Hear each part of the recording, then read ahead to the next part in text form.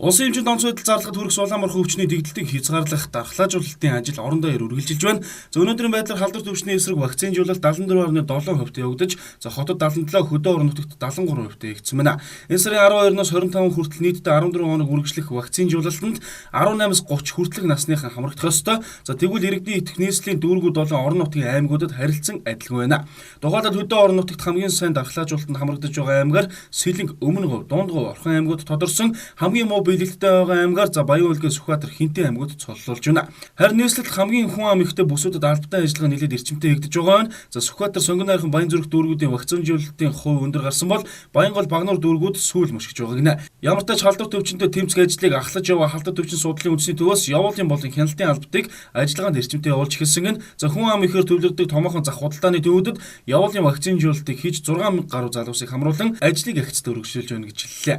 Манай одоо халдварт өвчин судлалын үндэсний төвийн явуулын дархлаажуулалтын баг одоо Наран туул, Бөмбөгөр, хүүхэд залуучуудын парк мөн одоо үндэсний цэцэрлэгт хүрээлэн зэргээр явж олон газараар явж дархлаажуулалтыг одоо сайн дурын дархлаажуулалтыг зохион байгуулж байна.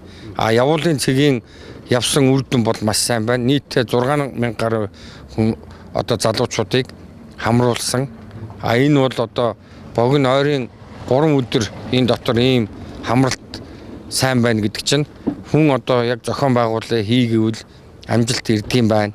Ажил урагшаа явдгийм байна гэдэг үлгэр болж байгаамаа.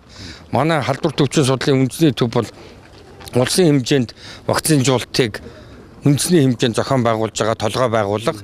Гэвч бол одоо бид нар зохион байгуулалт хийж заад зөвлөхөөс гадна сургаж заад зөвлөхөөс гадна өөрснөө гардан зохион байгуулад гардан биечлэн оролцоод явж байна. Халдварт өвчний эсрэг дархлаажуулалтанд хамрагдах сонирхолтой ч Хямралын нийгэмд зав зайгүй ажиллаж байгаа залуус харьцангуй олон байна. Тиймээс иргэдийнхэн дуудлага болон хамрагдах санал хөргүүлсэн аж ахуйн нэгжүүдэд халдварт өвчин судлалын явуулын багийнхаа очиж ажиллаж нэг цагийн хугацаанд нийтээр нь вакцинжуулалтыг амжилттай үргэлжлүүлж байна гинэ.